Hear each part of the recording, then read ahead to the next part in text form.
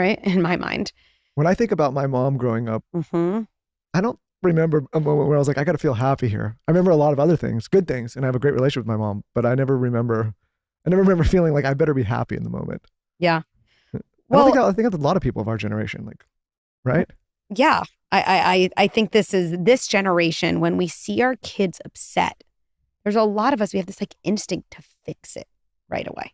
Mhm. Right. And I think I hear this anecdotally from people. Oh, don't you just want your kids to be happy? And I can't help myself. I'm always like, no. Or people will say like, what's the goal of parenting? And just, I just want to raise happy kids. Right. But if we think about adulthood, I don't know if all of us here would be like, most of the time, the thing that's going on for me is just happy. Like there's hard moments. Mhm. And so if I think about what I want for my kids when they're older, I want them to be able to cope. I want them to feel resilient. I want them to feel like it's okay to be themselves in the widest range of situations, not the narrowest range.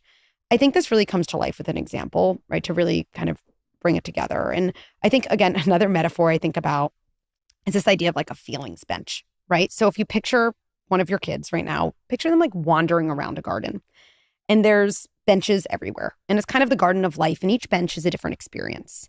We often find our kids on kind of painful benches. So maybe your 4-year-old's not there yet, but it might be the bench of, I'm the only kid in my class who can't read. Okay. And this, to me, that idea of, do I help my kid become resilient, or do I maximize my kid's comfort and ease and happiness, is like kind of at odds. Because if my kid is on this bench of, I'm the only one who can't read, they're kind of more generally on the bench of, other people have things I don't have, or I feel less than, which I would say is going to be something they're going to feel a million other times over the course of their life. And I think as a parent, we have one of two instincts. We either have the instinct to kind of yank them off that bench and bring them to the bench we see in the sun, the happy bench. My kid says, like, I'm the only one who can't read in my class. And I'll say, I don't know, but you're the best one at soccer and they all suck at soccer. Like something flies out of my mouth because I'm like, come be happy. Or I kind of try to convince them that their bench isn't their bench. I'm like, wait, that can't be true. Or that's not such a big deal. Everyone else is an early reader and you're reading perfectly on time. Whereas both of those approaches, number one, actually make a kid, I would say, much less confident and create a fear of distress. Because a kid's kind of saying, I'm distressed, I'm upset, and I come to my parent. And I guess my parent is as scared of my upset feelings as I am, because they're kind of willing to run circles and do anything for me not to feel it. They're even trying to convince me that my feeling isn't my feeling. I'm like coming to them saying I'm upset, and they're like, no, you're not. But I am. That's why I came to you. Or you shouldn't be. Or you shouldn't be. Mm-hmm. Whereas I think there's really, I've distilled this into 3 lines because I like to get concrete, that are the essence of optimizing for long-term resilience instead of optimizing for short-term happiness. Number 1, I'm so glad you're talking to me about this. That to me is a line every parent should have in their vocabulary. I would say every partner should have in their vocabulary when someone's saying anything that's upsetting. Because what you're really saying is the part of you who feels upset is still attachable to me. I like that part. I'm not scared. Right? I would think someone in a company is like, I need a raise. And you're thinking as a boss, like, you're not getting a raise. If you start the conversation by just saying, I'm so glad you're talking to me about this. Defenses go down. You're on the same team. Immediately, the conversation is going to be more productive. The second line, I think, is the ultimate confidence producing line for a kid. Because I think about confidence as self-trust, not feeling good. I believe you. I actually think like those are healing words for a lot of our childhoods. Just, I'm the only one who didn't get a chapter book. I'm so glad you're talking to me about this. Yeah, and they handed them out and I got this picture book and everyone else got chapter books. I believe you. And then tell me more. Literally, tell me more. And then what happened? And if you think about your kid on this bench, what you're really doing is you're just sitting down next to them. That's what you're doing. You're just sitting. You're like, tell me the story of kind of what happened. And then what happens 99 times out of 100 is your kid truly gets off the bench to walk away before you do. You're like, oh, they're fine. They just had to kind of like get it out. They had to know they weren't alone in their feelings.